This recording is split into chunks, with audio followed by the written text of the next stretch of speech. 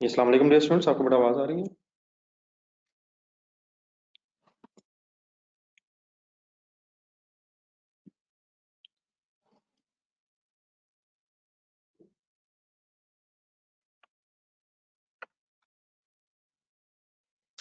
जी sir, जो कल पढ़ा था बेटा रिवाइज है यार। दो तीन पेजेस पढ़ने को कहे थे, पढ़ ली। यहाँ तक अब क्लियर है सारा। कोई कंफ्यूजन नहीं कल से रिलेटेड? साथ साथ सभी तरह थोड़ा थोड़ा टाइम देके रिवाइज करते रहें।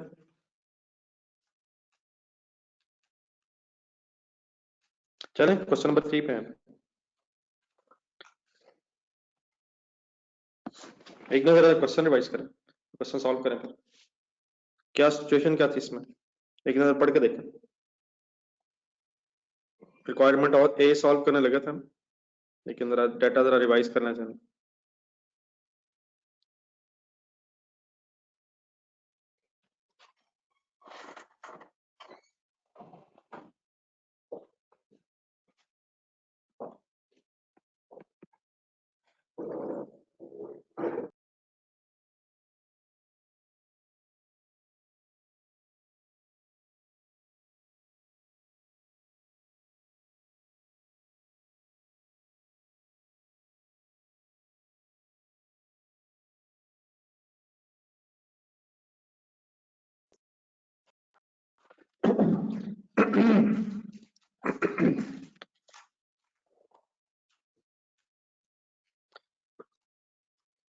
जी सर जी, रिक्वायरमेंट ये हो रही थी, हमने यूनिट्स फाइंड आउट करने थे ताकि प्रॉफिट ऑफ 65.66 मिलियन अर्न हो सके।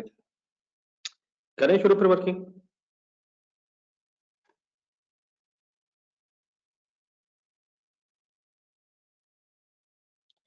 चलें डियर, अब हमें दो चीजें ढूंढनी है ताकि ये यूनिट्स कैलकुलेट हो जाए। एक तो हमें टोटल फिक्स कॉस्ट कैलकुलेट करनी है इस डाटा से, और फिर कंट्रीब्यूशन पर यूनिट कैलकुलेट करनी है। कंट्रीब्यूशन पर यूनिट की कैलकुलेशन करते हुए हमें सेल प्राइस पर यूनिट ढूंढनी है, और उसमें से टोटल वेरिएबल कॉस्ट लेस करनी है। ठीक है, तो इस तरह करें, हाफ पेज रख लें इसके लिए। इस फॉर्मूला को जहां पर लिखा हाफ पेज रख लें, एक वर्किंग से शुरू करें।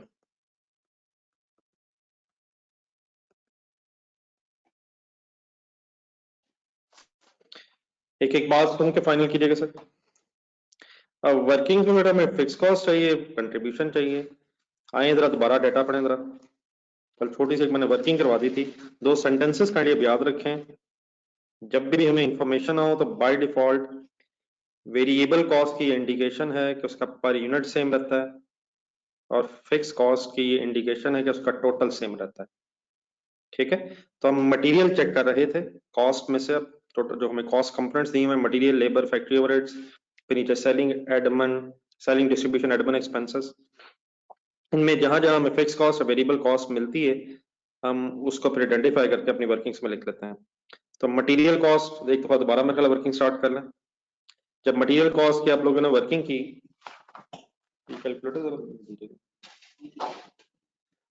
तो 197,200 फर्स्ट क्वार्टर में थी कॉस्ट।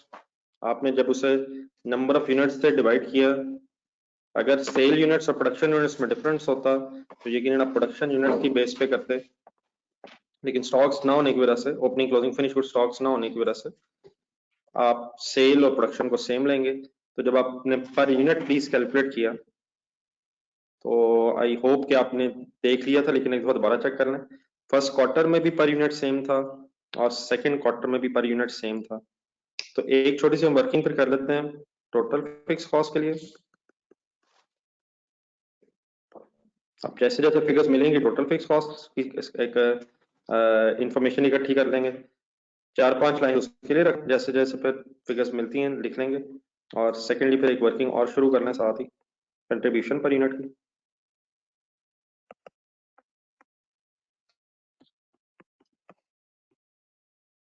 और कंट्रीब्यूशन पर यूनिट में फिर सेल प्राइस पर यूनिट ढूंढ लेंगे, और फिर उसमें से वेरिएबल कॉस्ट कर लेंगे। तो वेरिएबल कॉस्ट, अब मटेरियल जब हमने वर्किंग की है तो जरा बता देंगे कि क्या पर यूनिट आ रहा था। Why we are assuming the material cost is per unit is variable, material cost per unit is variable, क्योंकि per unit variable cost at both levels means 580,000 units in quarter 1 and 540 units in quarter 2 same आ रही है, which is simply an indication के ये 100% variable cost है। दोबारा जरूर ध्यान में रिवाइज करना, पर यूनिट कॉस्ट होने का मतलब cost is totally variable, total same होने का मतलब कॉस्ट इज टोटल फिक्स, और ये दोनों ना होने का मतलब मिक्स कॉस्ट है, उसकी फिर सेग्रीगेशन करेंगे। तो material at both the levels of 580,000 units and 540,000 units is same per unit, therefore इसे टोटल वेरिएबल ले रहे हैं। अब ये पॉइंट थाउजेंड्स में डाटा, इसलिए 0.34 उसामा आ रहा है आपका। अगर सही फाइनली वर्किंग करना है, मतलब रुपीज में लिखना पर यूनिट एटलीस्ट, बल्कि डाटा मैंने शायद रुपीज में लिखा है सारा प्रॉफिट भी, तो रुपीज में कन्वर्ट कर रहा हूँ। तो एक वर्किंग जरूर करने लिख लीजिएगा, ये फिगर आ कैसे रही है। मसलन अगर 197.2 million divided by 580,000 units, 340 check दोनों लेवल्स पे करेंगे, लिख किसी एक को कम से कम लें। ठीक है, बहरहाल फाइनली क्लियर है ये बात। अब थोड़ा जरा स्पीड बढ़ा दें, अगर ये बात समझ आ गई तब चलते जाए जरा। लेयर फाइनल करें,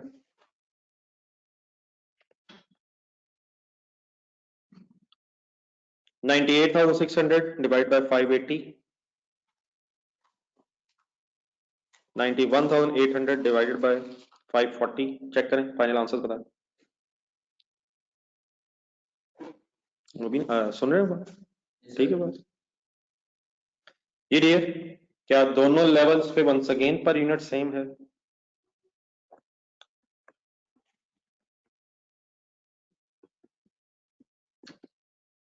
तो पर यूनिट सेम होने का बस वंस अगेन मतलब ये वेरिएबल कॉस्ट है। ठीक है, तो जहां जहां वेरिएबल आ रही है उसको भी आइडेंटिफाई करते जाएं, और जहां फिर फिक्स मिलेगी उसको भी। अब फैक्ट्री ओवरहेड से गेम शुरू है, फैक्ट्री ओवरहेड्स पे आ रहे हैं, सब वर्किंग कर रहे हैं please. Factory overheads 84.66 million divide by 580, जरूर सॉल्व करके देखें क्या पर यूनिट आता है।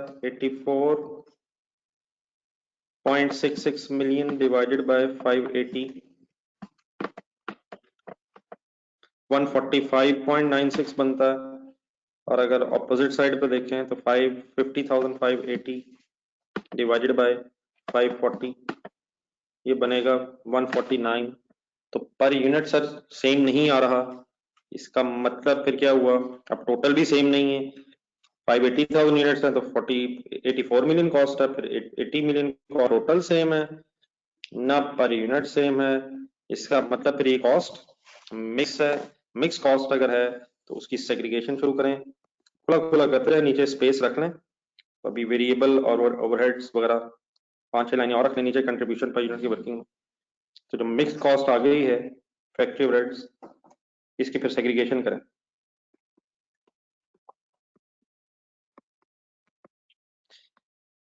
तरीके इसके दो हैं, आप आपसे रिलेटेड, एक हाइलो मेथड भी है, लीनियर रिग्रेशन भी है, लेकिन अगर क्वेश्चन साइलेंट है तो सिंपली आपने हाइलो मेथड से वर्किंग करते जाना। जी डियर, अब इसका सिंपली वे क्या है, हाईएस्ट एक्टिविटी लेवल यूनिट्स में दिया है, एक 580,000 का लेवल है, एक 540,000 का लेवल है। दो ही लेवल्स हैं, उनमें से एक हाईएस्ट है एक लोएस्ट है। तो जब 580,000 यूनिट्स बन के बिक रहे थे तो फैक्ट्री ओवरहेड्स की कॉस्ट थी 84.66 मिलियन। जब 540,000 यूनिट्स बन के सेल हुए हैं तो 80.58 million. Highest level, select highest level, lowest level. Obviously अगर दो से ज्यादा लेवल्स होते तो आप हाईएस्ट और लोएस्ट उठाएंगे। ठीक है, तो दो ही अगर हैं तो एक हाईएस्ट बन गया एक लोएस्ट बन गया। Difference, take the difference of both. 40,000 units का चेंज आया, इंक्रीज आया between the lowest and highest level, तो कॉस्ट में इंक्रीज 4080 रुपीस आया। अब जब डिफरेंस आ जाता है तो difference in cost divided by difference in activity level to get the variable cost per unit. 4080 जरूर सॉल्व बार वाला कीजिएगा। आई होप कि कुछ याद है, लेकिन मेरे बस जरूर सुनते जाइएगा। मैं जब कोशिश कर रहा हूँ कि रिपीट होने चीजें, तो आई थिंक ये फिगर बन जाएगी। हारिस सही बता रहा है। जिवेरी शहबाज तैयब एक्सेट्रा, तो उस पर भी हाई लगा लेते हैं। मिस्टर हसीब, जब वेरिएबल कॉस्ट आ जाती है, फिगर्स बताते रहे ना कि बात साहब प्रेजेंट तो है लेकिन वर्किंग करें। Variable cost per unit 4080 divide by 40,000 102, ठीक है जी। Variable cost per unit, then फिर कोई सिलेक्टेड लेवल में से एक लेवल उठा लें, जनरली हाईएस्ट में वर्किंग कर लें। 580,000 यूनिट्स जब थे तो total cost of activates 84.66 million थी। नेक्स्ट स्टेप फिर क्या होता है, अब 580,000 को मल्टीप्लाई करके पर यूनिट वेरिएबल कॉस्ट है आप फाइंड आउट कर सकते हैं कि what is the amount of total variable cost. तो I think around 59 million, 59.16 million. Finally difference लें फिगर्स का,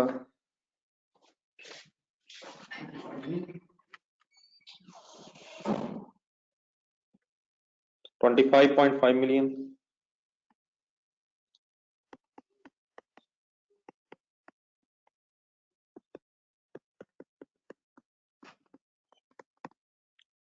अब 25.5 मिलियन तक इकट्ठे पर एक इंपॉर्टेंट डिसीजन प्लीज फाइनल लें। प्लीज जो बातें अब रिपीट हो रही हैं बेटा ये सही बताएं, ये पर बताएं क्या आया है पर। 25.5 मिलियन फिक्स कॉस्ट पर, जी ठीक है अब्दुल्ला, सब बताएं करनी, बता दी जाने दे यार।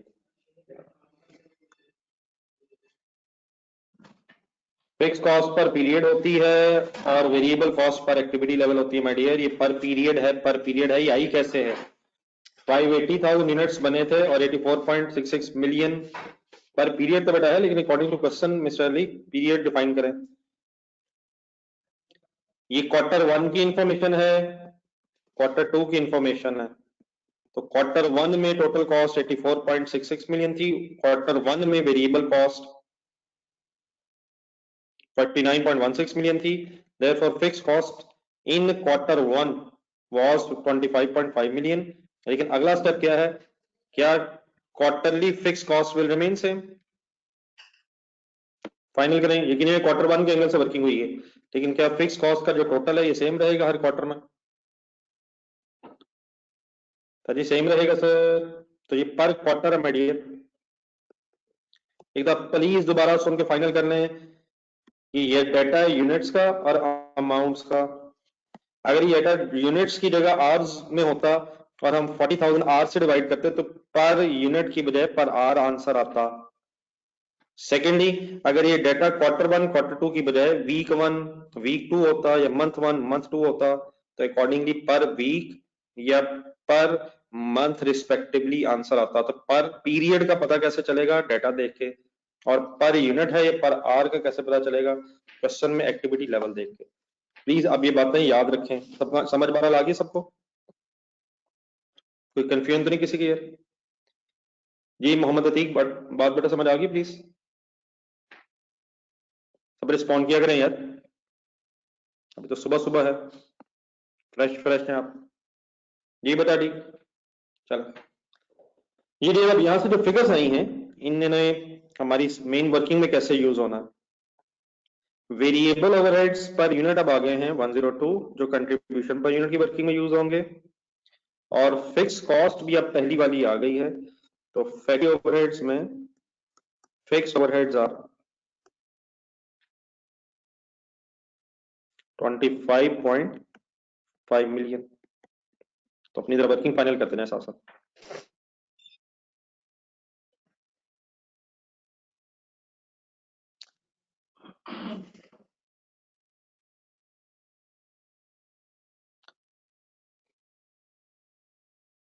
जी डियर, आप नेक्स्ट चलें।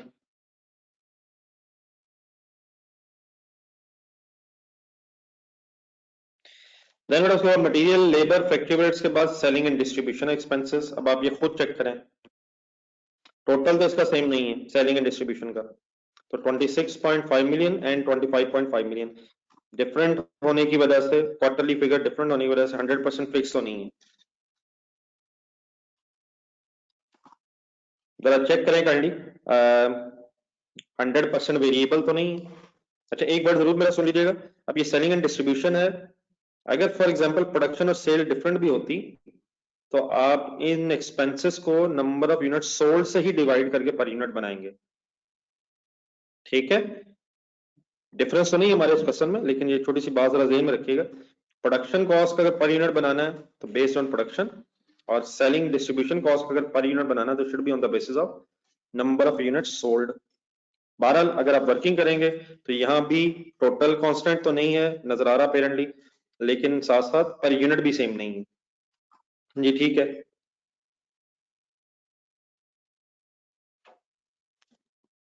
तो पर यूनिट की अपने वर्किंग अगर की है मिस्टर नासिर, तो आपको पता चलेगा कि ये पर यूनिट भी सेम नहीं है, पर यूनिट भी सेम नहीं है, टोटल भी सेम नहीं है। तो वंस अगेन ये एक मिक्स कॉस्ट है। अब ये वाली वर्किंग खुद से एक दफा अपने हाथ से करके फाइनल, तो सेलिंग एंड डिस्ट्रीब्यूशन अगर मिक्स कॉस्ट है, वंस अगेन इसकी सेग्रीगेशन करें।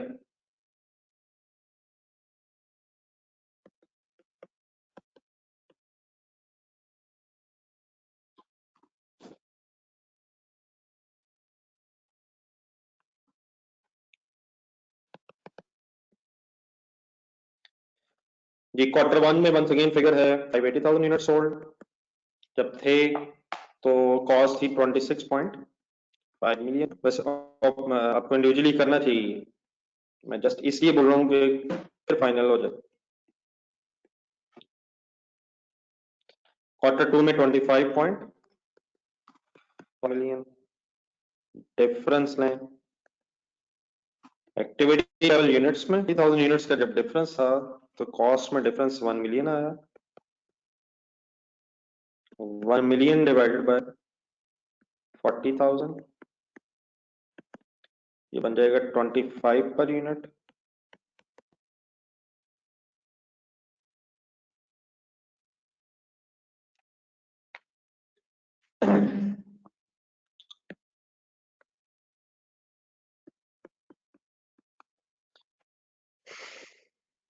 देन सर उसी तरह किसी एक घर को यूज करके फिक्स निकालना।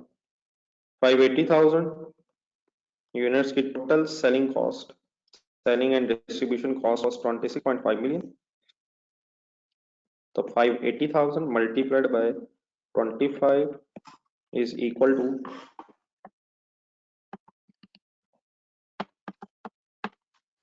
14.5 मिलियन, और डिफरेंस लेंगे अगर आप तो सेलिंग एंड डिस्ट्रीब्यूशन में फिक्स कॉस्ट बन जाएगी I think 12 million. once again data is quarterly, therefore fixed cost per period होती है, which means 12 million पर क्वार्टर। तो अगर क्वार्टर वन में 12 मिलियन है तो उसका total should remain same in the next and subsequent quarters as well. ठीक है, फिगर्स यूज करें। वेरिएबल कॉस्ट में selling and distribution cost per unit is 25। जब हम वेरिएबल कॉस्ट की बात कर रहे होते हैं तो we means to say total variable cost, and total variable cost means variable production cost as well as variable non production cost. Then 12 million जो आया है सेलिंग एंड डिस्ट्रीब्यूशन का,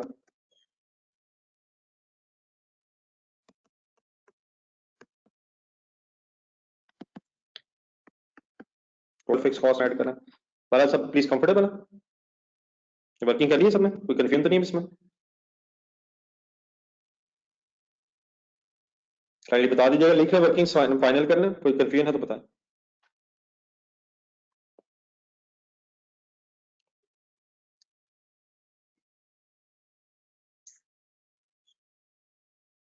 चलें डियर वाइंड अप करें, फिर सेलिंग एंड डिस्ट्रीब्यूशन के बाद अपनी इनकम स्टेटमेंट देखें जो बनी हुई सवाल में। अब क्या रह गया, एडमिन एक्सपेंसेस।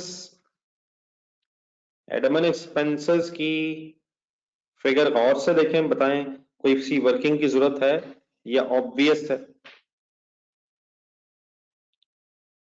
किसी वर्किंग की क्यों जरूरत नहीं है। टोटल कांस्टेंट है, यूनिट चेंज हो रहे हैं, एक्टिविटी लेवल के चेंज होने के बावजूद टोटल सेम है, विच सिंपली मींस कि ये 100% फिक्स ही है, टोटल सेम है, एक्टिविटी लेवल से नहीं चेंज हो रहा। तो एडमिन एक्सपेंसेस 100% फिक्स होने की वजह से आपके टोटल फिक्स कॉस्ट में आ जाएगा, आ जाएंगे 23.5 मिलियन। तो ये बड़ा सा डाटा था हमारे पास। तो total fix cost means production as well as non production, and total variable cost also means production as well as non production, लेकिन वो वेरिएबल और फिक्स है जी। टोटल कर लें,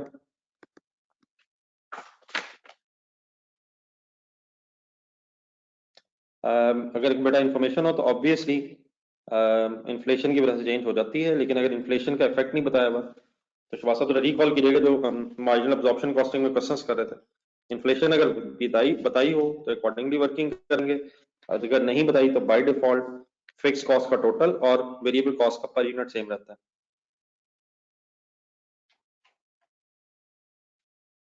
ठीक है ये टोटल बनेगा ये 61 मिलियन।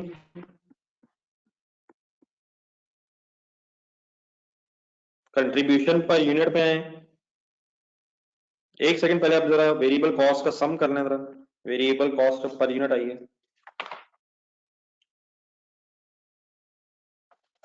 637। अब जरा मुझे सारी इंफॉर्मेशन देख के, सारी इंफॉर्मेशन सवाल की देख के सेल प्राइस पर यूनिट बता,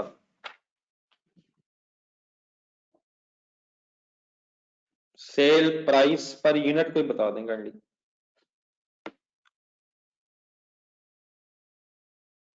जी हम थर्ड क्वार्टर की शायद वर्किंग कर रहे हैं, थर्ड क्वार्टर, तो उसमें बेटा प्राइस तो थी 860 माइनस 15 हो गई थी, देख लें जरा काइंडली रिवाइज करें जरा, रिक्वायरमेंट ये हो रही है इस टाइम। तो सेल प्राइस पर यूनिट अब कितनी लिखेंगे हम, इन द थर्ड क्वार्टर हम कितने पे प्रोडक्ट बेचना चाह रहे हैं और चेक करना चाह रहे हैं कितने यूनिट्स बेच के प्रॉफिट होगा। तो 645 कैसे बना, सेकंड क्वार्टर में वर्किंग की थी हमने, सॉरी 845, सेकंड क्वार्टर में 860 पे बेच रहे थे और फिर ये प्लान बनाया कि 15 प्राइस कम कर दी जाए, तो therefore 845 is the cell price per unit in the third quarter. Difference लें, कंट्रीब्यूशन पर यूनिट तक पहुंचे हैं 208 आई थिंक।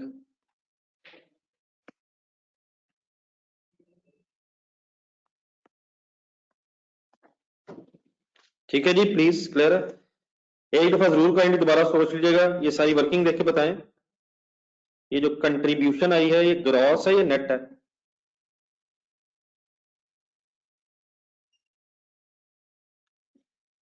ना करें हारिस, ना करें, ना करें, ना करें, ना करें, ना हारिस, बस करें यार अब।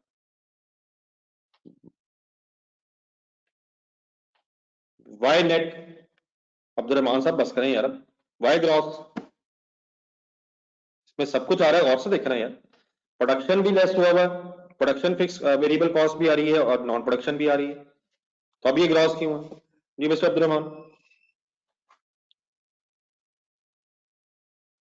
ये बड़ा नेट है यार।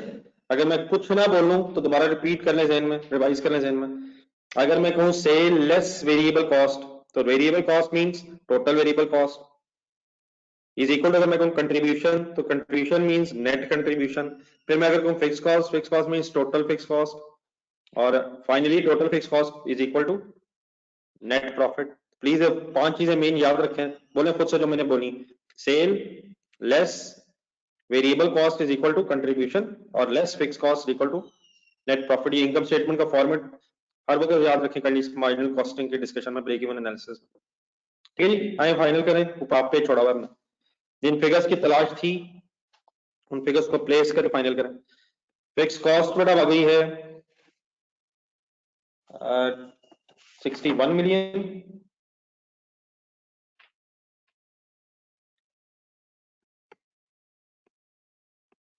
प्लस 65.66 मिलियन और डिवाइडेड बाय, जब आप कंट्रीब्यूशन पर यूनिट से डिवाइड करेंगे which is 28208 in this case, तो आंसर काइंडली फाइंड आउट करें और अगर पॉइंट्स में है तो कहीं राउंड ऑफ करना। Total fix cost plus target profit divided by contribution per unit is equal to approximately 0.942 units। Units निकाल रहे हैं, ठीक है, आई थिंक शायद फिगर ठीक है।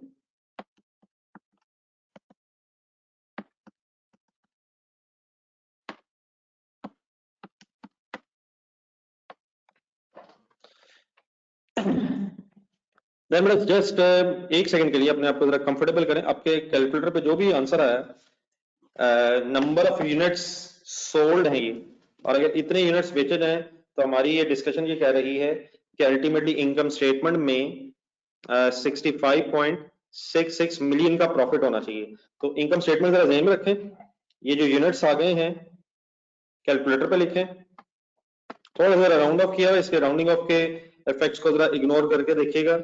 इसको अगर बेटा मैं और से देखें, जरा यूनिट्स लिखे मैंने 8608,942 को अगर मैं 208 से मल्टीप्लाई करूंगा तो नेट कंट्रीब्यूशन आ जाएगी। What is 208? Contribution per unit, तो कंट्रीब्यूशन पर यूनिट से मल्टीप्लाई करके मेरे पास इन यूनिट्स की टोटल कंट्रीब्यूशन आ जाएगी। इनकम स्टेटमेंट में लाएं और इसमें से अगर मैं अब फिक्स कॉस्ट का टोटल माइनस कर दूं 61 मिलियन, तो जरूर चेक कीजिएगा तो अप्रोक्सीमेटली आपके पास कितना आंसर आ रहा है। और थोड़ा सा क्योंकि यूनिट्स को हमने राउंड ऑफ किया हुआ है इसलिए शायद कुछ निग्लिजिबल सा पॉइंट्स में या कुछ चंद देख लें कितना फर्क आ रहा है। -61 मिलियन, तो ये यूनिट्स हमें जो कंट्रीब्यूशन जनरेट करके देंगे उसमें से 61 मिलियन माइनस करके अप्रोक्सीमेटली 65.6599 समथिंग हो गया। तो अप्रोक्सीमेटली क्या हमारा ये आंसर सही है कि इतने यूनिट्स बेच के प्रॉफिट जनरेट हो जाएगा? मेरी बात को समझ आई है सबको?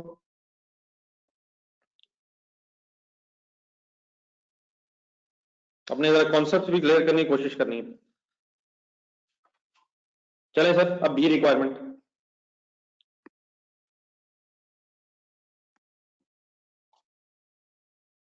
फुल कंसंट्रेट कीजिएगा, जरा बी रिक्वायरमेंट पढ़ें।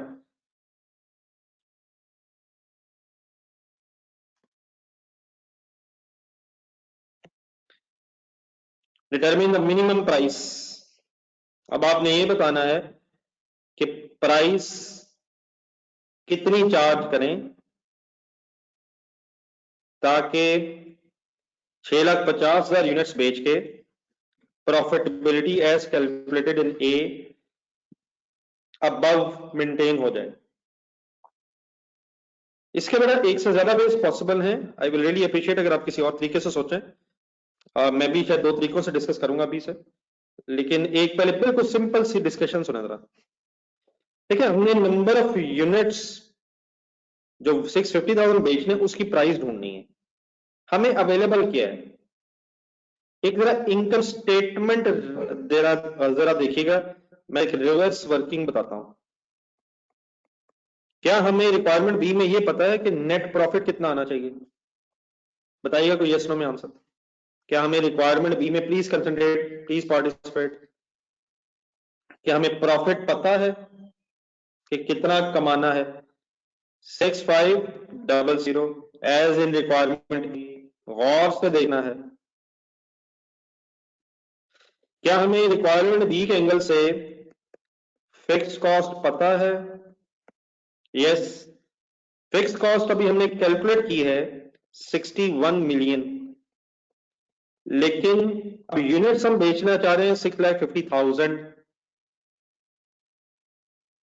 और ऊपर जो सेकंड पैराग्राफ लिखा हुआ था उसमें ये लिखा हुआ था कि अगर हम 6,25,000 से ज्यादा यूनिट्स बेचने की कोशिश करेंगे तो हमारी फिक्स कॉस्ट में 2.5 मिलियन का इंक्रीज आ जाएगा। तो what is the normal assumption about the fix cost, इसका टोटल सेम रहता है, लेकिन समटाइम्स स्टेप फिक्स कॉस्ट या इन्फ्लेशन की वजह से इसमें डिफरेंस भी आ सकता है। तो व्हाट द क्वेश्चन सेज कि अगर हम 6,50,000 यूनिट्स बेचना चाह रहे हैं, इट मींस 6,25,000 से अब ज्यादा बेचना चाह रहे हैं, तो कॉस्ट में, फिक्स कॉस्ट में एक इंक्रीज आना है 2.5 मिलियन का। तो it means in this situation fix cost would be 63.5 million. आपसे रिक्वेस्ट है ऐसे लेख के लिखने की कोशिश ना करें, आराम से तसल्ली से पहले सुने। मेरी बात समझ आई है प्लीज सबको? ये बात क्लियर हुई है? Stage is my dear set. मैं शायद रोज कहना शुरू हो गया हूं, उसकी वजह यह है कि आप प्लीज अगर साथ साथ कोशिश करेंगे तो कोई इशू नहीं इंशाल्लाह यार, और एंजॉय करेंगे आप, लेकिन अगर साथ साथ नहीं पार्टिसिपेट करेंगे मजा नहीं आएगा फिर। अब बेटा अगर मैं इसको रिवर्स लेके चलूं तो क्या ये फाइंड आउट हो सकता है कि कंट्रीब्यूशन अब कितनी जनरेट होनी चाहिए? अगर फिक्स कॉस्ट 63.5 मिलियन है, नेट प्रॉफिट 65 मिलियन होना चाहिए, तो यहां कम से कम कंट्रीब्यूशन कितनी होनी चाहिए? इन दोनों का हम ऐड अप करेंगे, आपस में लेस कर देंगे, बताएं क्या इसे ऐड करके मैं कंट्रीब्यूशन की फिगर निकाल सकता हूं रिवर्स करके? तो 63.5 मिलियन प्लस 65.66 मिलियन 160 हमारी कंट्रीब्यूशन होनी चाहिए।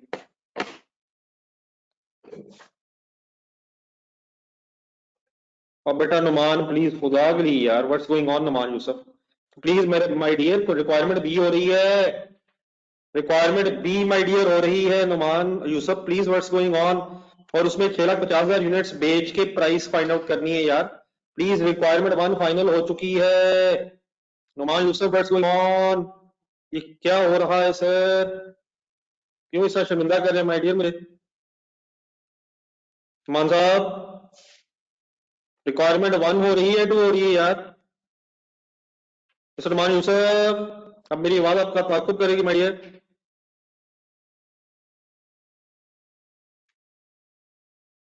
और बेटा इस्लाम मलिक नहीं किया है, और नहीं किया मेरे भाई, इस्लाम मलिक कुछ अज्यूम नहीं किया है। ये क्या सवाल इस वक्त हो रहे हैं? तब मैंने सलीम को फिक्स अज्यूम किया है। इस्लाम मलिक साहब व्हाट्स गोइंग ऑन?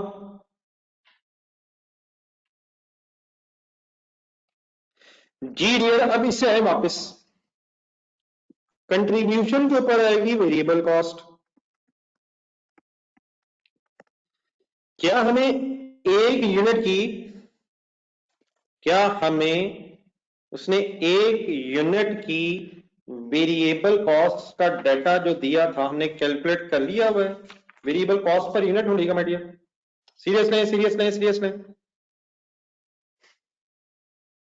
687, क्या रिक्वायरमेंट बी में कोई वेरिएबल कॉस्ट में चेंज आ रही है?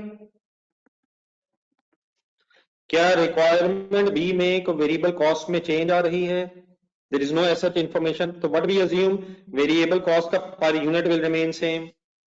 लेकिन माय डियर इस रिवाइज सिचुएशन में क्या हमें यूनिट्स भी पता है कि यूनिट 650 होंगे? क्या 650,000 यूनिट्स अगर बेचेंगे तो उनकी वेरिएबल कॉस्ट कैलकुलेट होगी? फॉलो कर रहे हैं प्लीज, समझ आ रहा है? तो ये फिगर आपके पास आ रही है, फिगर ऐसे मुझे बताने की जरूरत नहीं है, सिर्फ मुझे ये कम से कम बता दें, ये जो मैं वर्किंग कर रहा हूँ रिवर्स जा रहा हूँ, इन फिगर्स की समझ आ रही है मैं कैसे रिवर्स जा पा रहा हूं?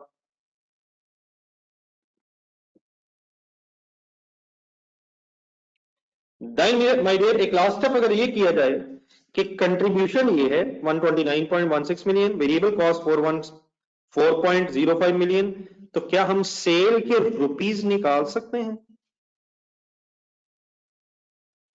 तो सेल के रुपीस निकाल सकते हैं माय डियर, कितने? ये अप्रोक्सीमेटली बन जाएंगे 543.21 मिलियन। और क्या हमें ये पता है कि ये सेल के रुपीस कमाने के लिए 6,50,000 यूनिट बेचने हैं? और क्या फिर अगर हमें ये पता चल गया है कि नंबर ऑफ यूनिट सोल्ड 650,000 है और उसके अगेंस्ट हमने 543.2 मिलियन रुपीस अर्न करने हैं, तो क्या हम पर यूनिट सेल प्राइस जो हमारे क्वेश्चन की रिक्वायरमेंट थी उस तक पहुंच सकते हैं? सबको मेरी बात समझ आई है फाइनली?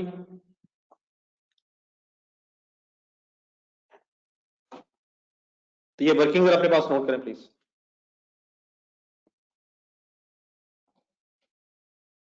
और प्लीज इसी ऑर्डर में बनाएं जिस ऑर्डर में मैंने भी आपके सामने वर्किंग की है। बाकी अभी मैं इसको, अब क्योंकि एक वर्किंग सी है तो इसको हार्ड एंड फास्ट ऐसा जो फॉर्मेट नहीं है, तो मैं ऑल्टरनेटिवली इसे एक और एंगल से भी अभी सॉल्व करके दिखाता हूं। आपसे रिक्वेस्ट है हर तरीके से गौर से बात समझने की कोशिश करें।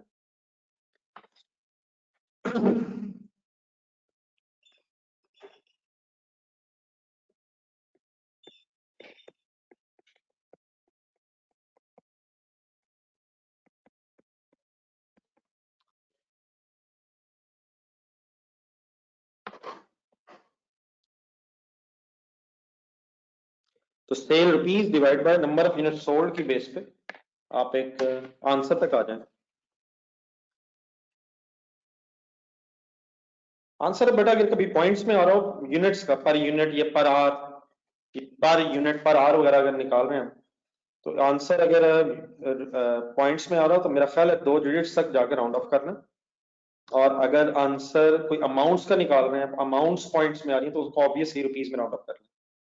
तो पर यूनिट वगैरह जब आंसर आते हैं तो उसको राउंड करने की बजाय, रुपीस में राउंड ऑफ करने की बजाय पॉइंट्स में चले जाएं, लेकिन मैक्सिमम 2 डिजिट्स पर जाके वाइंड अप कर लें।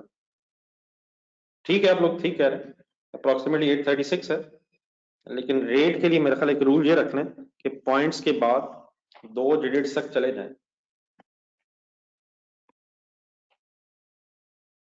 असल में एग्जामिनर को तो शायद कोई इशू नहीं है राउंडिंग ऑफ से, लेकिन हम खुद जरा परेशान हो जाते हैं जब हमारी फिगर्स में कुछ चंद रुपीस का डिफरेंस आ जाता है।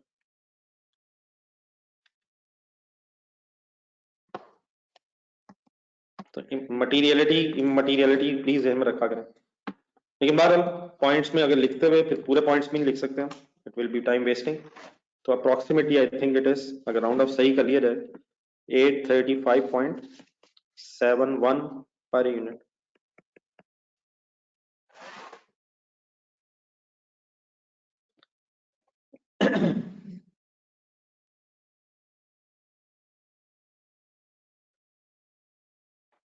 ये खाली मुझे बताते रहिएगा जब आप ये नोट कर लेंगे।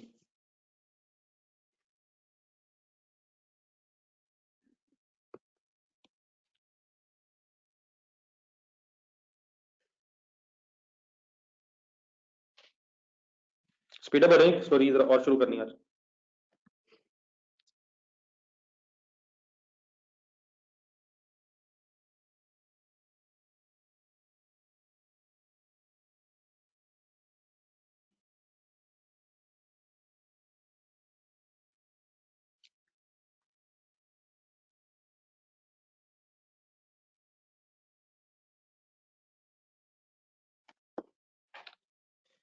जी डियर, अनदर वे सुना जरा, आपको लिख तो नहीं रहा प्लीज?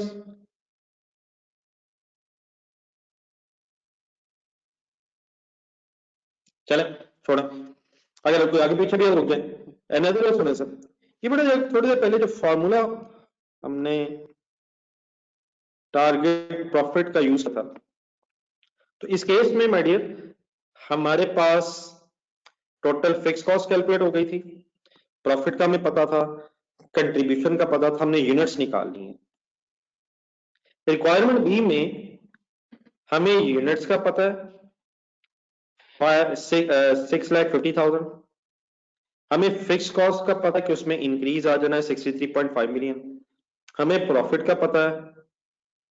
कंट्रीब्यूशन पर यूनिट में कराएंगे तो कंट्रीब्यूशन पर यूनिट में हमें वेरिएबल कॉस्ट पर यूनिट का पता है।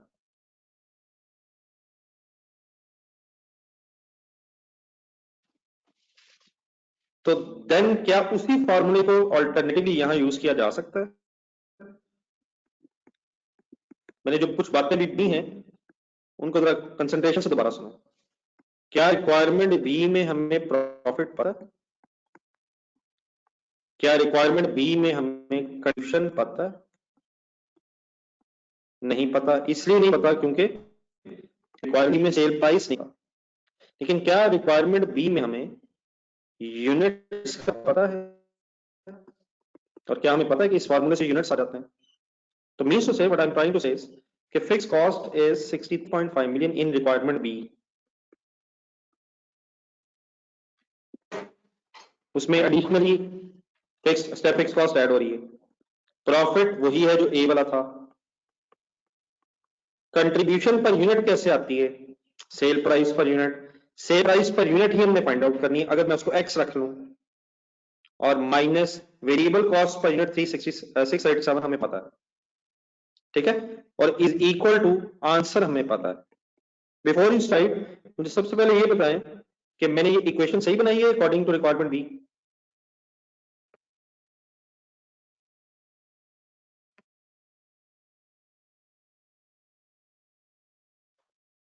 तो इसको लिख के सॉल्व करें।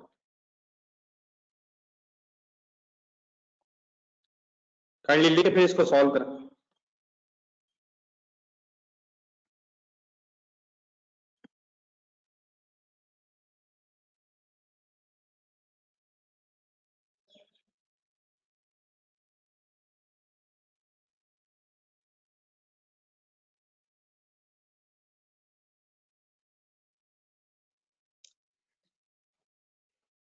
और मैथमेटिक्स अप्लाई करें प्लीज।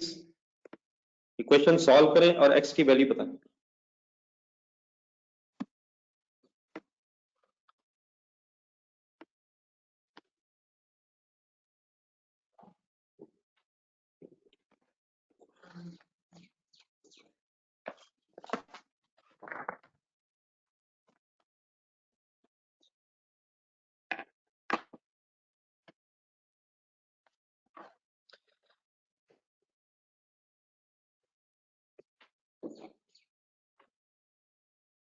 मल्टीप्लिकेशन होनी है शायद यार। x minus 637 I think multiplied by, मेरे ख्याल कर लेंगे। सॉल्व फॉर एक्स, चेक करें कि आंसर वही है। और अगर बार ये इक्वेशन रीअरेंज नहीं हो पा रही तो मुझे बता दीजिएगा यार। ये ना मैं अज्यूम कर लूं कि आप लोगों का आइडिया है। डिवाइडेड बाय मल्टीप्लाई हो जाएगा, या ये भी हो सकता है X minus 37 63,500 plus 65.66 million divided by 650,000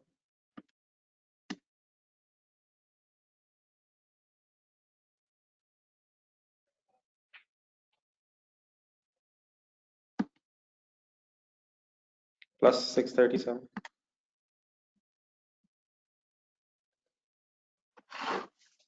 ji dear, calculator पे हो तो जाता है लेकिन आई होप कि सबने कर लिया है। तो x is equal to finally sir 835.71। ये सर मैं जो फॉर्मूला में ड्राइव किया ना, total fix cost profit contribution, अगर आप रिकॉल कर सकें तो हमने स्टार्ट ही बेटा वहां से लिया था कि total fix cost plus profit is equal to sales. तो ये इनकम स्टेटमेंट से ही फॉर्मूला ड्राइव हुआ हुआ। तो there is no surprising news, it is not a surprising news as such कि जो इनकम स्टेटमेंट से वर्किंग हो सकती है वही फिर इस फॉर्मूला की बेस पे भी हो सकती है। बहरहाल ऐसा ऐसा थोड़ा सा शायद हमें टाइम और चाहिए, फिर हम यूज होंगे। बहरहाल still any confusion in this story? तो अगर मैं एक शॉर्ट से समरी बोलूं तो रिक्वायरमेंट ए में उसने हमें प्राइस, फिक्स्ड कॉस्ट की इंफॉर्मेशन और कंट्रीब्यूशन की इंफॉर्मेशन दे के यूनिट्स मांगे थे। और रिक्वायरमेंट बी में हमें यूनिट्स, फिक्स कॉस्ट और वेरिएबल कॉस्ट की इंफॉर्मेशन दे के सेल प्राइस मांग लिए। ठीक है जी, बात क्लियर है सारी?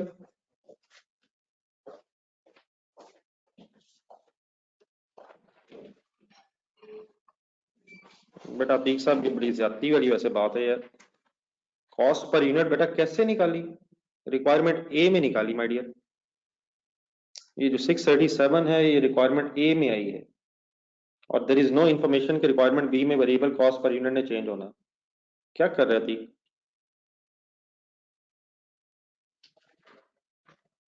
कंट्रीब्यूशन कैसे आ गई है? कंट्रीब्यूशन आ गई थी सर, रिक्वायरमेंट ए में 845 सेल प्राइस पता थी तो कंट्रीब्यूशन आ गई है, लेकिन रिक्वायरमेंट बी में कंट्रीब्यूशन नहीं आ सकी है क्योंकि सेल प्राइस नहीं पता थी और वही निकालनी थी। तो रिक्वायरमेंट बी में तो कंट्रीब्यूशन कहीं भी नहीं आई क्योंकि सेल प्राइस ही नहीं थी। हाँ, अब अगर सेल प्राइस आ गई है तो अब अगर हम चाहें तो कंट्रीब्यूशन पर यूनिट निकाल सकते हैं। एक नया पेज सही रजिस्टर का चाहिए सर।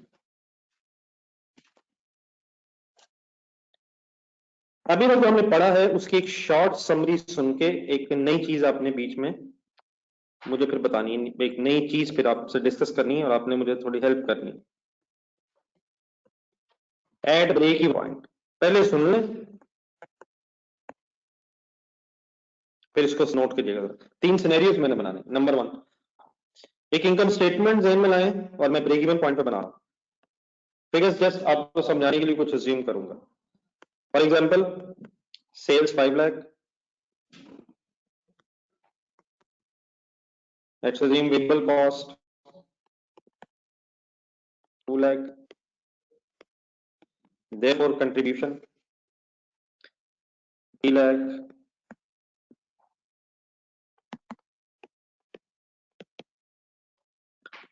Fix cost. अगर ब्रेक इवन पॉइंट है तो नेट प्रॉफिट लॉस जीरो होना चाहिए। तो अगर ये ब्रेक इवन पॉइंट पे इनकम स्टेटमेंट में बना रहा हूं तो fix cost is equal to contribution and sale is equal to 5 lakh is equal to total cost. Total cost means variable as well as fix cost. अब इसी income statement को बेटा अगर मैं एक मैथमेटिकली लिखना चाहूं तो एक इक्वेशन अगर मैं बनाना चाहूं तो मुझे जरा हेल्प कीजिएगा। क्या मैं इस तरह कह सकता हूं कि sale 5 lakh is equal to total variable cost 2 lakh plus total fix cost 3 lakh. क्या 5 लाख रुपए की सेल होनी चाहिए एट ब्रेक इवन पॉइंट अगर 2 लाख वेरिएबल कॉस्ट है और 3 लाख फिक्स कॉस्ट है? आई होप कि अंडरस्टूड सी डिस्कशन है यार, बात क्लियर है सारी? फिर मैं सिनेरियो 2 बनाता हूं, लिखें यहां तक। और ऐसे ही कोई ये ज्यूम ना कर लीजिएगा, बड़ी आसान सी बात है वाकई आसान, लेकिन लिखते लिखते साथ साथ चलते जाइएगा।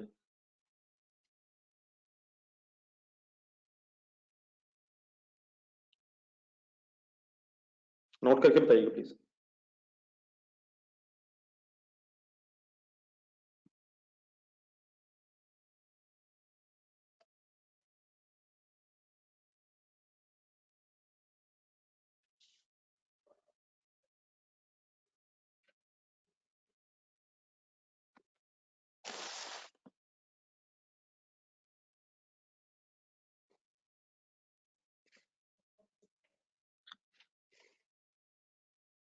कितने टेस्ट आ गए हैं?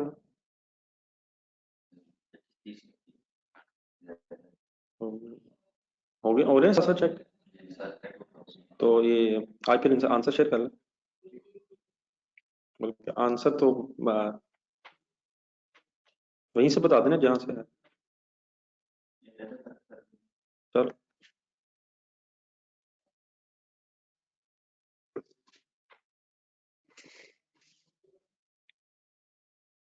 ये डियर नोटेड है please.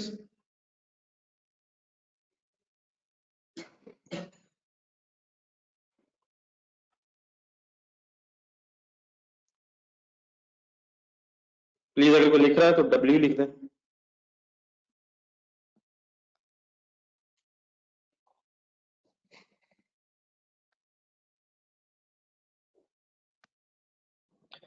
Ji dear, second scenario सुने। अब बट अगर मैं ब्रेक इवन पॉइंट से प्रॉफिट की तरफ जाऊं एट प्रॉफिट लेवल, अगर प्रॉफिट लेवल पे कोई इनकम स्टेटमेंट में लाई जाए, एक ऐसी इनकम स्टेटमेंट जिसमें प्रॉफिट आ रहा है, let's assume sale is 5 lakh,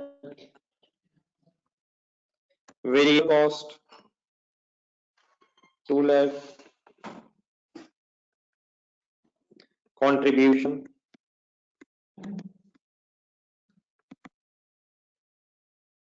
3 lakh,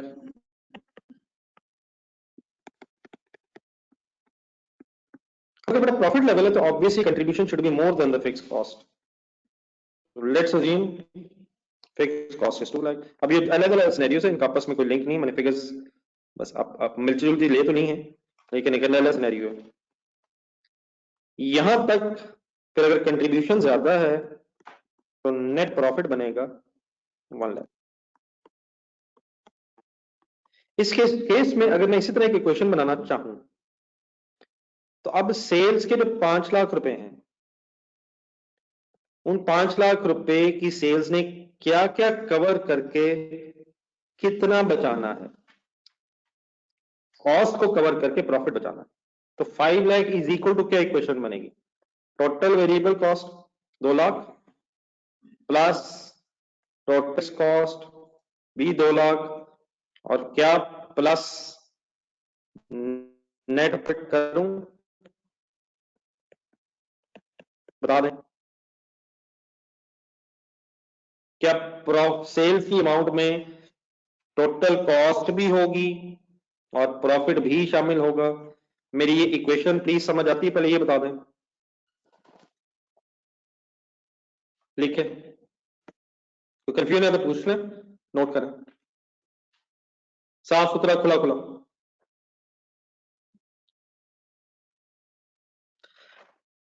अगर आपने प्रॉफिट कमाना है, अगर आपने प्रॉफिट कमाना है तो आपकी सेल को फिर उतना होना चाहिए, सेल की अमाउंट को उतना होना चाहिए कि कॉस्ट कवर होके, कॉस्ट सारी चाहे फिक्स है वेरिएबल, वो सारी कॉस्ट कवर होके प्रॉफिट की अमाउंट बचे।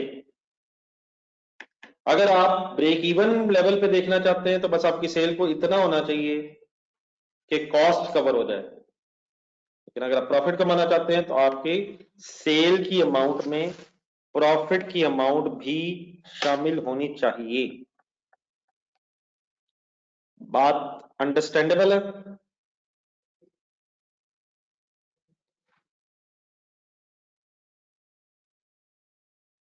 लिख के कहानी बता दीजिएगा जरा, नोट अगर कर लिए, एन कोई मैसेज करना।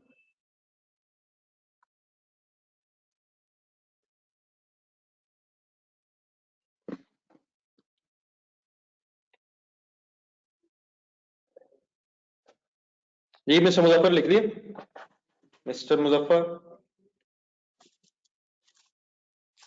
जी। मैं डियर इस डिस्कशन की बेस पे एक थर्ड सिनेरियो फुल कंसंट्रेशन से जरा, at profit level with involvement tax.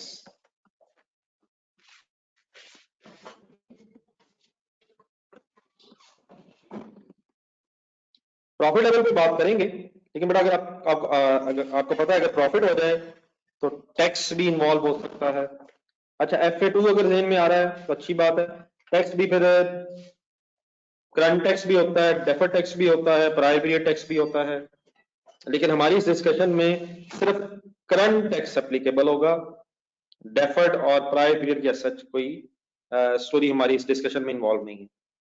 ठीक है, मतलब what I am trying to say is, let's leave ये सेम इनकम स्टेटमेंट है जो थोड़ी देर पहले बनी, प्रॉफिट लेवल पे sales 5 lakh, variable cost suppose 2 lakh, contribution suppose 3 lakh, fix cost 2 lakh. अगर टैक्स इन्वॉल्व नहीं था तो ये 1 लाख प्रॉफिट नेट प्रॉफिट था, फाइनल प्रॉफिट था, बस बात खत्म हुई। लेकिन अगर टैक्स इन्वॉल्व है तो अब इस 1 लाख को इनिशियली हम कहेंगे profit before tax.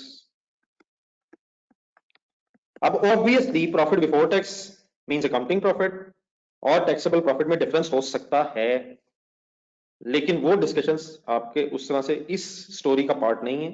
Simply profit before tax we assume is equal to taxable profit, which means अगर टैक्स रेट एप्लीकेबल है तो फॉर एग्जांपल अगर रेट है 30%, तो इसी प्रॉफिट बिफोर टैक्स को अगर 30% से मल्टीप्लाई किया जाए तो ये आंसर 30,000 आ जाएगा।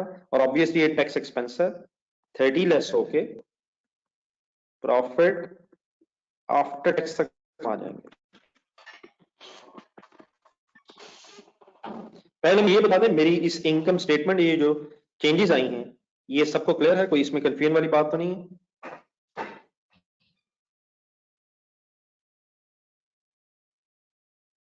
अगर टैक्स इन्वॉल्व है तो net profit becomes before tax और टैक्स लेस करके आफ्टर टैक्स।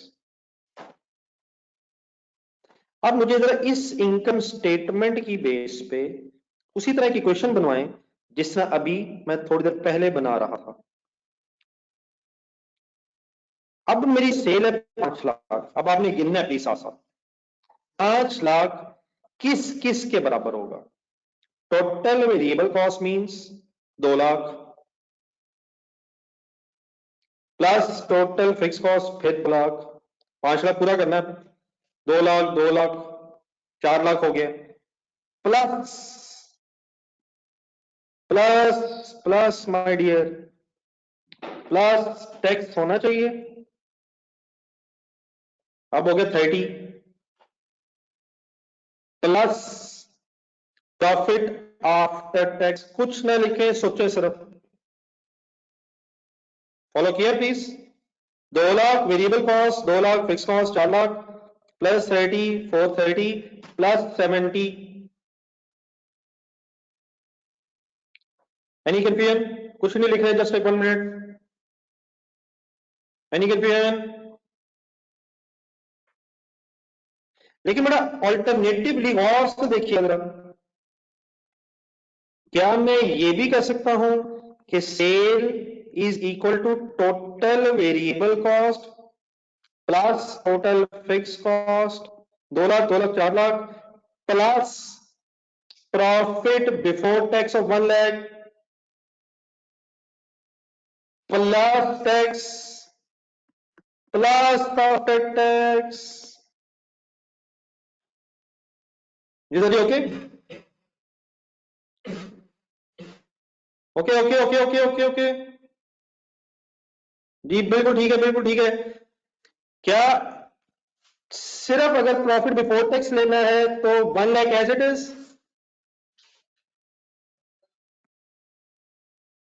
क्या प्रॉफिट बिफोर टैक्स अगर ले लिया है तो प्लीज और कुछ लेने की जरूरत है माय डियर? नहीं विकास, ऐसे नहीं है प्लीज, नहीं विकास, नहीं विकास, नो विकास। दोबारा गिन लो मेरे साथ, 2 lakh plus 2 lakh fix cost 4 lakh plus profit before tax of 1 lakh. क्या बिफोर टैक्स प्रॉफिट में लाख रुपए में 30,000 का टैक्स भी शामिल है और 70,000 वाला प्रॉफिट आफ्टर टैक्स भी शामिल है? तो क्या या तो टैक्स प्लस आफ्टर टैक्स करो और या प्रॉफिट बिफोर टैक्स करके बात खत्म कर दो? इन दोनों की जगह या तो प्रॉफिट बिफोर टैक्स ले लें या प्रॉफिट बिफोर टैक्स की जगह tax plus profit after tax ले लें। विकास, बात समझ आ रही प्लीज? विकास, उमैर, खालिद?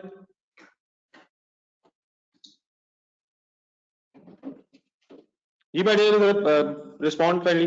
वैसा आप बेटा क्लियर है? उमैर सॉरी, लिखें, नोट करें। मीनवाइल अगर किसी को नहीं बात समझ आ रही तो प्लीज बताएं, साथ साथ रह करें।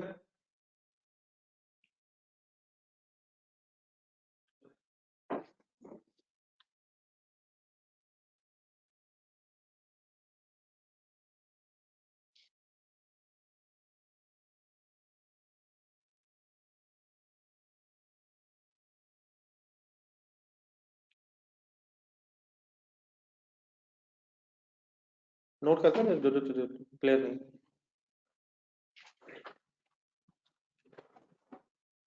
दूसरे क्वेश्चन में आया है, क्वेश्चन में आ रहा है, देखना मुझे बताओ। अच्छा, इसका जो ओरिजिनल क्वेश्चन था ना ये गोवा का, वो मुझे जरा देना, इधर उधर हो गया। ओरिजिनल क्वेश्चन और आंसर जरा दोबारा देना। ये तो मैंने चेंज किया ना, ओरिजिनल तो था।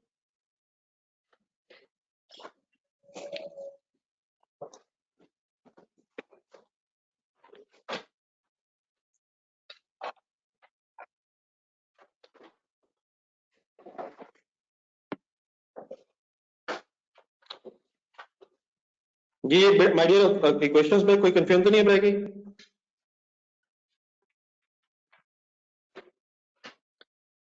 नोटेड है प्लीज?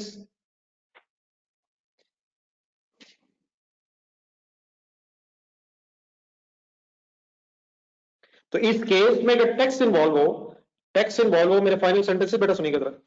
अगर टैक्स इन्वॉल्व हो तो टोटल फिक्स कॉस्ट में या तो टैक्स और आफ्टर टैक्स प्रॉफिट ऐड करें, और या उन दोनों की जगह प्रॉफिट बिफोर टैक्स ऐड करें। My sentence is clear?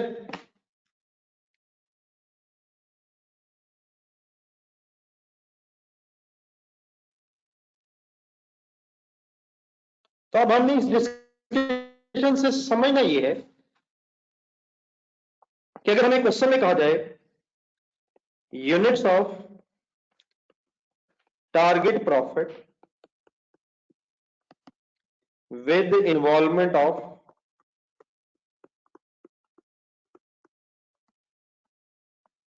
Tax बताएं। पहले हमने क्या पढ़ा हुआ था? Units target profit. लेकिन अगर विद इन्वॉल्वमेंट ऑफ टैक्स हमें कैलकुलेट करना है तो देन बेटा हमें इन इक्वेशंस को यूज करना पड़ेगा। और बताया मैंने दोनों तरीकों से है। मोस्ट कॉमनली नॉर्मली ये जो सेकंड मैंने बताया है, rather than tax and after tax, most commonly rather than profit after tax and tax, profit before tax से वर्किंग की जाती है। लेकिन ऑब्वियसली बात प्लीज एक ही है।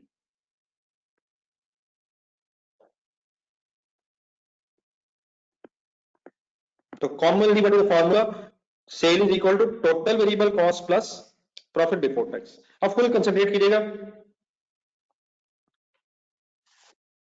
उसी स्टाइल से हम वर्किंग करेंगे जिस तरह कल हमने वर्किंग की है। अब अगर इस इक्वेशन को मैं यूज करूं और units of target profit with involvement of tax find out अगर मैंने करने हैं,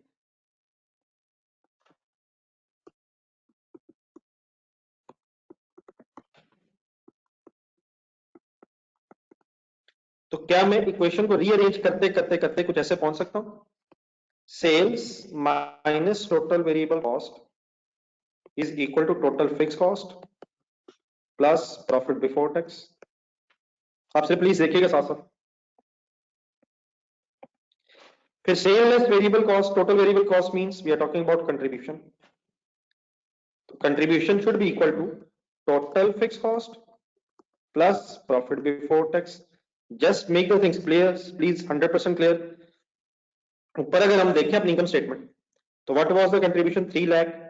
this 3 lakh should be equal to fix cost of 2 lakh and profit before tax of 1 lakh. Then contribution कैसे आ सकती है? Units multiplied by contribution per unit.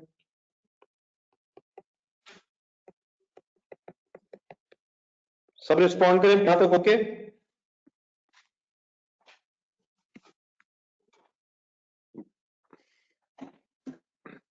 और finally अगर हमें यूनिट्स फाइंड आउट करने हैं विद इन्वॉल्वमेंट ऑफ टैक्स, तो total fix cost plus profit before tax divided by contribution per unit.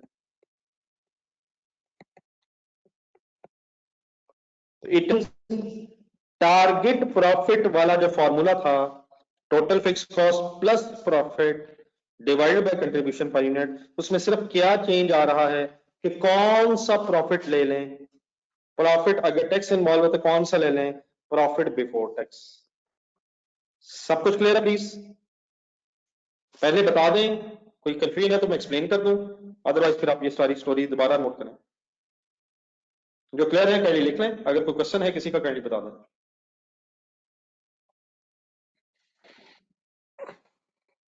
Single entry incomplete records वो ठीक है, सही। उसमें अच्छा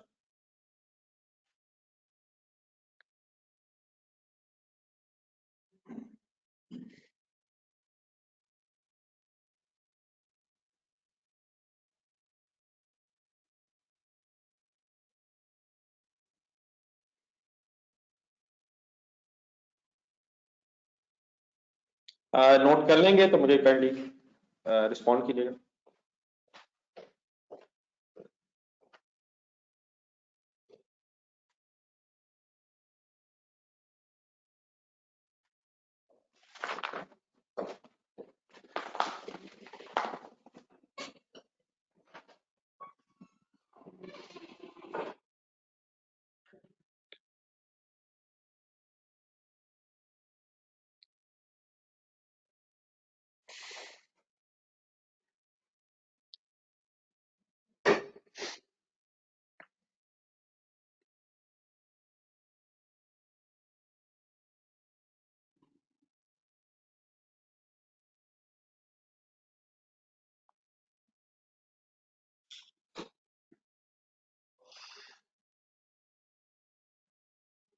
जी कोई लिख दो नहीं, आप प्लीज बता दी करें यार, कोई एन रख लेना, इतना लंबा सा चाहे ना लिखें। अगर कोई लिख रहा है तो काइंडली बता दें प्लीज।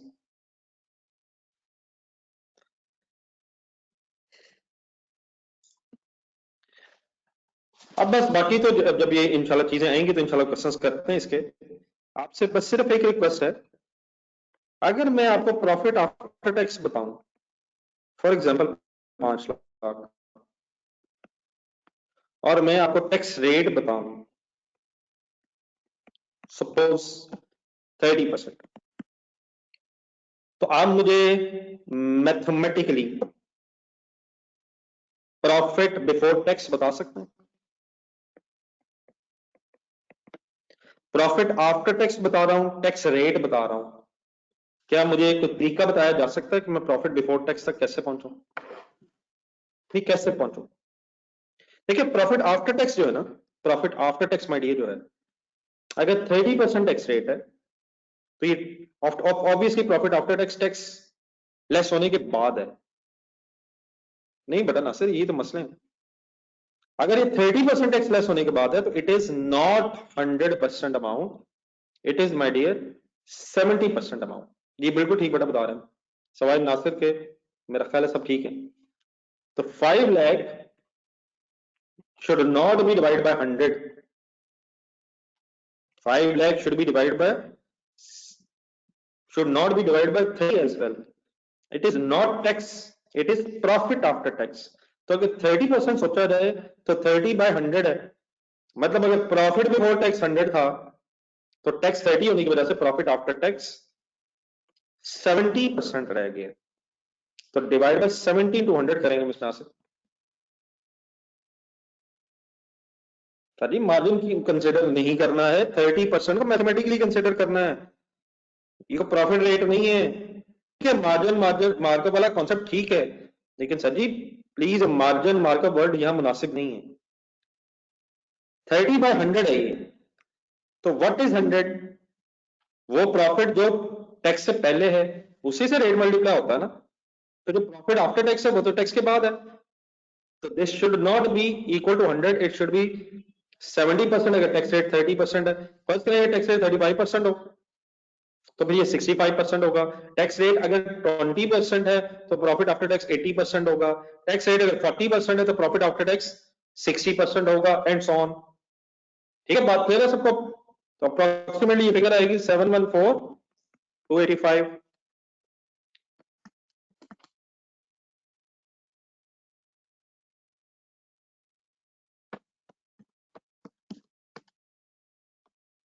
ठीक है जी नासिर, ओके, कोई असम्पशन नहीं माय डियर, इसलिए ना किया करें, फुल कंसंट्रेट करें।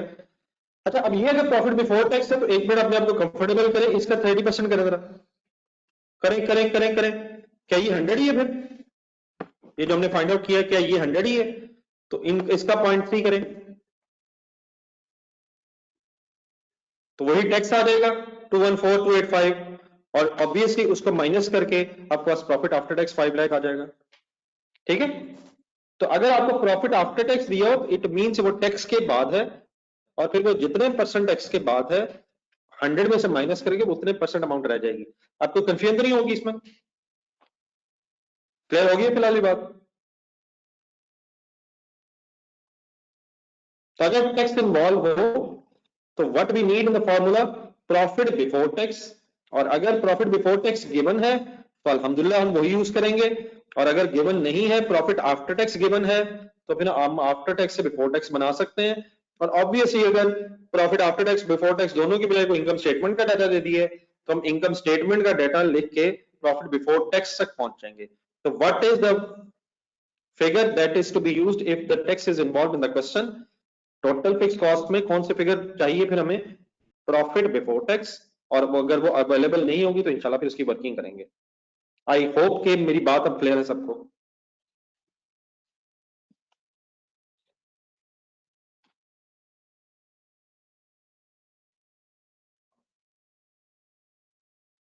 आगे चले सर, वापस आइएगा क्वेश्चंस की तरफ, टाइम है भी प्लीज। क्वेश्चन नंबर 4 पढ़े जरा मेरे साथ।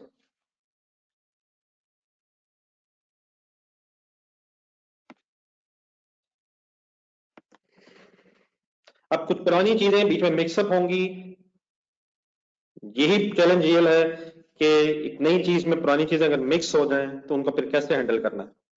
तो लेट्स स्टार्ट। रिक्वायरमेंट पढ़ेंगे क्वेश्चन नंबर 4 की, उसके नीचे फिर कुछ पॉइंट्स लिखे हुए हैं, ये भी मैं भी याद करवाता हूँ आप लोगों को। Assuming there was no inventory at the beginning of the February, calculate break even sales in quantity। सिर्फ मेरा ख्याल अगर ब्रेक इवन सेल्स लिखा होता तो शायद रुपीस तक पहुंचना है। ऑब्वियसली रुपीस तक पहुंचने के दो तरीके हो सकते हैं कि यूनिट्स निकाल के रुपीस निकाल लें या सीएस रेशियो यूज करके डायरेक्टली रुपीस निकाल लें, लेकिन अब वो अगर कह रहा है break even sale in quantity तो आई होप कि हमें क्वांटिटी फाइंड आउट करनी है for the month of February 2013। तो एक मंथ ऑफ February 2013 की हमें ब्रेक इवन सेल की क्वांटिटी फाइंड आउट करनी है बाय अज्यूमिंग दैट कि फरवरी जिस महीने की हमने वर्किंग करनी है उसके स्टार्ट में कोई ओपनिंग स्टॉक नहीं है। आए फर्स्ट लाइन से पढ़े question. Alter Limited produces and markets a single product. ये मल्टी प्रोडक्ट सिचुएशन भी इंशाल्लाह शायद एक आध दिन में के बाद आना शुरू हो जानी है, फिलहाल अभी एक सिंगल प्रोडक्ट की बहस है। Following information is available from AL's record for the month of February 13। Sale price 26 per unit, direct material 10 rupees per unit का ब्रेकअप दिया हुआ है। 2 kgs are required at the rate of 5 per kg। Direct labour 2 per unit, variable overheads 4 per unit, fixed overheads एक per unit given है 3.5 per unit. ये बना कैसे होगा, कुछ फिक्स्ड ओवरहेड्स की अमाउंट उठाई गई होगी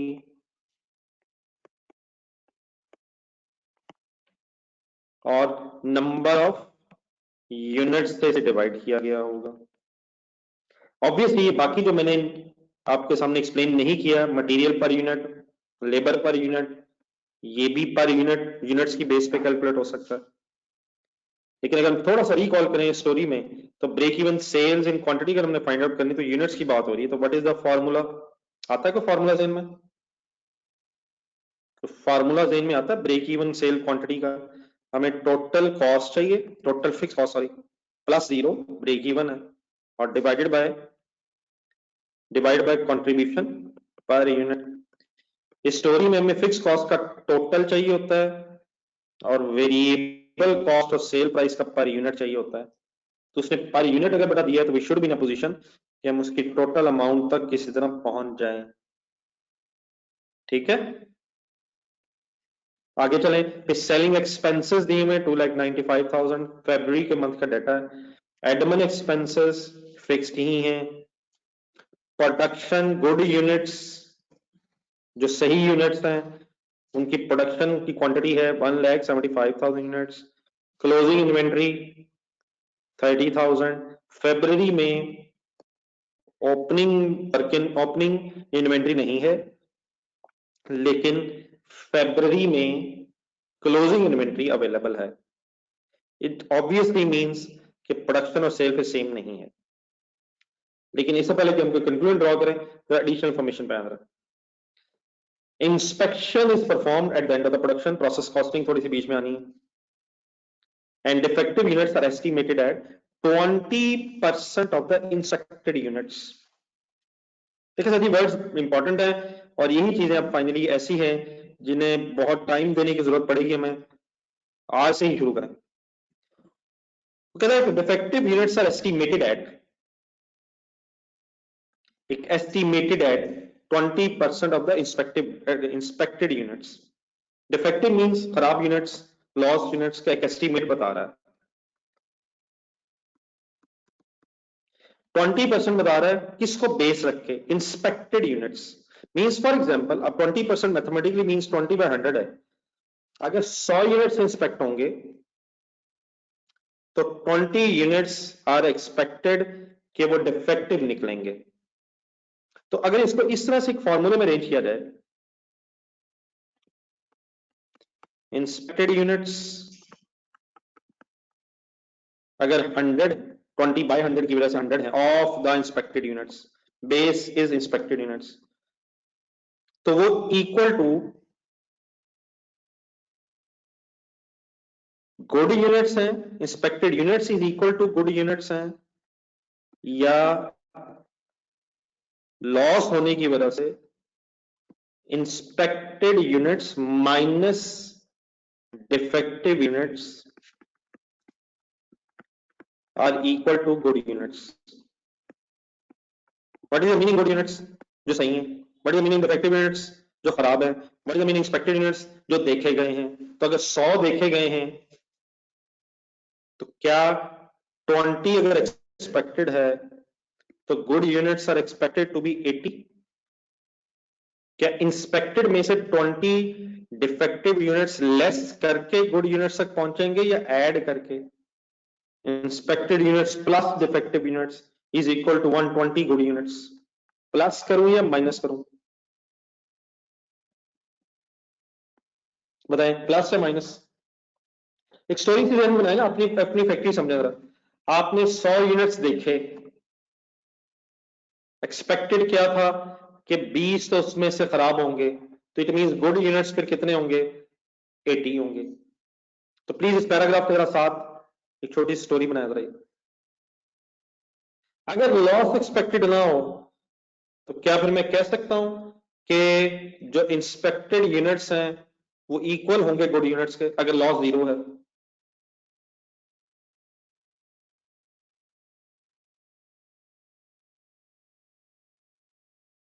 अगर लॉस 0 है तो inspected will be equal to good, लेकिन अगर लॉस है तो inspected minus defective units is equal to good units. मेरी अगर वर्डिंग से कोई कंफ्यूजन क्रिएट हो रही है तो प्लीज यहीं पे क्लियर करें।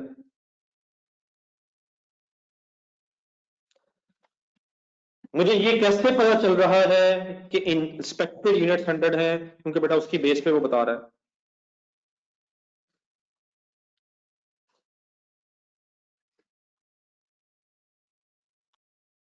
जिस तरह एग्जाम में हमारी चॉइस नहीं है, अगर वो कहे प्रॉफिट इज 20% ऑफ सेल्स, हम सेल्स को 100 लेंगे। अगर वो कहे प्रॉफिट इज 20% ऑफ कॉस्ट, तो we have no choice, cost is 100। अगर 20% of the inspected units, we have no choice, inspected units are 100। Noted है?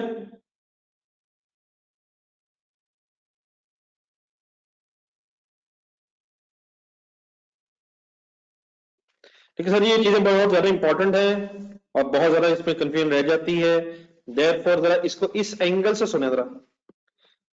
फर्ज करें ये लिखा होता है 20% ऑफ द के बाद लिखा होता इंस्पेक्टेड यूनिट्स की जगह गुड यूनिट्स।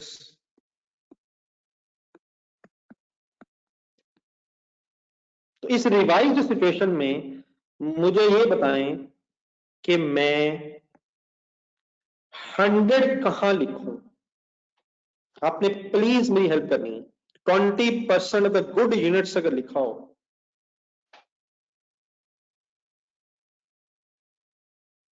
मैं 100 किसके नीचे लिखूं? गुड यूनिट्स के। I have no choice of good units. अब जरा गौर से देखें, 20 डिफेक्टिव यूनिट्स।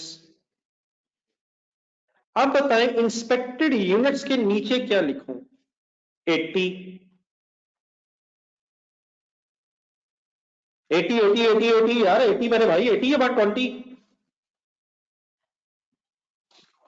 अगर बेटा 80 लिखूं तो ये तो फिर मेरा ख्याल दुआ करनी चाहिए कि लॉस हुआ करे, क्योंकि 80 अगर आपने इंस्पेक्ट किए हैं और 20 लॉस होने के बावजूद 100 हो गए हैं, तो फिर तो मेरा ख्याल शायद यही दुआ होनी चाहिए कि या अल्लाह डिफेक्टिव यूनिट्स बढ़ जाए। तो वाई नॉट 80? क्योंकि अब हम रिवर्स वर्किंग कर रहे हैं। अल्हम्दुलिल्लाह आप लोगों ने सही बताया। और बेटा उमैर खाली खुदा का नाम ले यार, उमैर मान गया 80। और माय डियर 80 नहीं हो सकता। अगर 100 सही है और 20 डिफेक्टिव थे, तो what should be the units inspected? 80। 80 में से 20 लॉस हो गए और 100 गुड हो गए। Umair please my dear Umair, what's going on? बेटा क्या ये वाली बात भी मानी जा सकती है? कम ऑन यार। और इस कॉन्फिडेंस से इतनी लंबी बात की है यार। मुझे पूरी उम्मीद है मेरा आपने मुझे टेस्ट किया है, और आई होप कि मैं आपके इस छोटे से इम्तिहान में कामयाब हो सका हूं। फाइनल करके यार 100 लिखूं या 120 लिखूं, 80 लिखूं, क्या लिखूं? Mister Umair, mister Umair final बता दें यार, क्या लिखूं? अब 100 कह दी यार, कम ऑन। मेरा ख्याल है मेरा इम्तिहान सख्त से सख्त होता जा रहा है माय डियर। मैं इंशाल्लाह कल दोबारा इस इम्तिहान में कामयाब होने की कोशिश करूंगा। बस करा भी है बेटा। अगर 100 गुड हैं, 20 डिफेक्टिव थे, तो how much units would have been inspected? 100 सही बचे हैं जी माय डियर, वही है। तो 120 इक्वेशन ही रीअरेंज कर ले यार। चलें ठीक ठीक है। तो ये बेटा ये मतलब मैं 100 क्यों किसे रखूं? जिसे एग्जामिनर 100 कहना चाह रहा है, और हमें कैसे पता वो किसे 100 कहना चाह रहा है? सेंटेंस पढ़ेंगे। वो किसकी बेस पे परसेंटेज बता रहा है? इंस्पेक्टेड यूनिट्स की। तो देयरफॉर अकॉर्डिंग टू सवाल बहरहाल 100 माइनस 20 इज इक्वल टू 80। इस डिस्कशन से अब एक चीज और देखिए, अब ये एस्टिमेटेड लॉस बता रहा है। अब एस्टिमेटेड अगर ये है तो बताएं ये लॉस नॉर्मल है या बनॉर्मल है? फाइनल करें वर्ड्स, पुरानी बातें ज़हन में लाएं अब जरा। नॉर्मल है या बनॉर्मल है? अगर एक्सपेक्टेड लॉस का जिक्र है तो ये नॉर्मल लॉस है, ठीक है। अब बेटा व्हाई इट इज इंपॉर्टेंट, उसने ना हमें दिए थे good units, production of good units दी थी। तो एक छोटी सी बस वर्किंग करके उठे, बाकी कल इंशाल्लाह स्टार्ट करेंगे। 1,75,000 कैलकुलेटर पे लिखें, 1,75,000 कैलकुलेटर पे लिखें। According to the question divided by 80 करें और मल्टीप्लाइड बाय 20 करें, और मुझे बताएं what is the expected quantity of loss, what is the normal loss.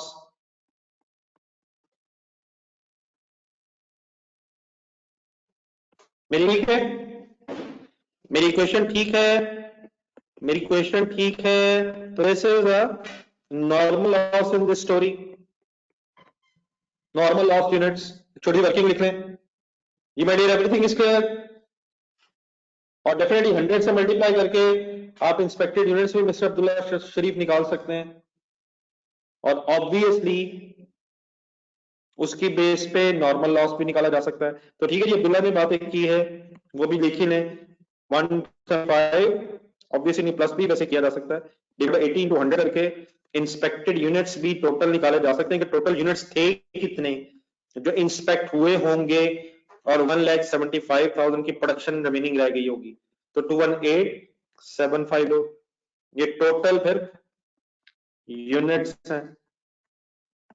जिनकी इंस्पेक्शन हुई होगी, और उनमें से 43,750 लॉस होने के बाद फिर 175,000 गुड यूनिट्स रह गए हैं। तो कहीं ये छोटी सी जो वर्किंग अभी फाइनल हुई है, इसको अगर नोट करके उठें तो जरा बेहतर रहेगा।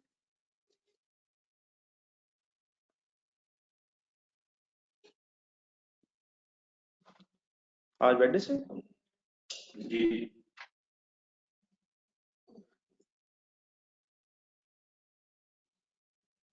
जी सर जी, लिख रहे मेरी एक बात कर ली, लास्ट तरह सुन के उठिएगा प्लीज।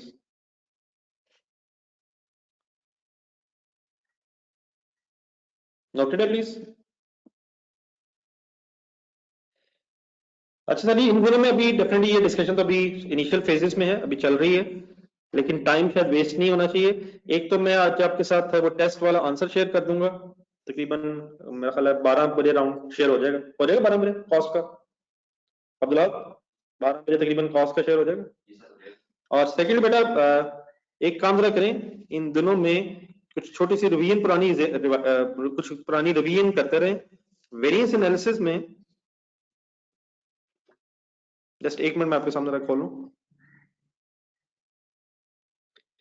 वेरिएंस एनालिसिस में ये जो चैप्टर के तकरीबन दरमियान में कहीं 6 एक्स्ट्रा प्रैक्टिस क्वेश्चंस आए थे।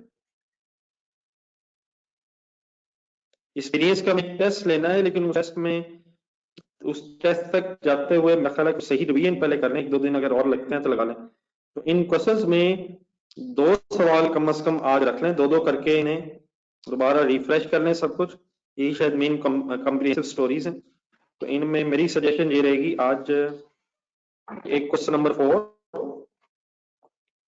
सिल्वर इंडस्ट्रीज, प्लीज टाइम निकालें सर, 1 घंटा लेते हैं सर दोबारा। क्वेश्चन नंबर 4 रख लें और क्वेश्चन नंबर 6 आगे जरा मिक्स यील्ड वेरिएंस वगैरह जामिर होता। तो क्वेश्चन नंबर 4 एंड 6 एक दफा दोबारा रिवाइज कर लें, ठीक है। और आज वेडनेसडे है, एक आध दिन जरा और मैं मेरा ख्याल अभी आपको दे दूं इसका, फिर एक दोबारा टेस्ट होना चाहिए। मैंने पहला टेस्ट तो बड़ा इनिशियली आसान सा ही दिया है, शायद आसान ही था, शायद मुश्किल तो नहीं था ज्यादा, कहीं वो भी तो मुश्किल नहीं लगा।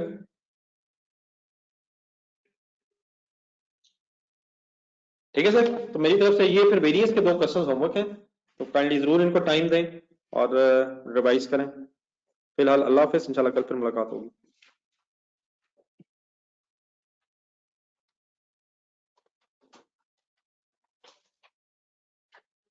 जी सुफियान, इंशाल्लाह कुछ बात आपकी ठीक है, सजेशन सही है आपकी, तो इंशाल्लाह कल इस पर बात कर लेते हैं। मुझे कल दोबारा याद कराइएगा, ठीक है सुफियान। काइंडली दोबारा थोड़ा सा रिमाइंडर जरा दे दें कल। अल्लाह हाफिज।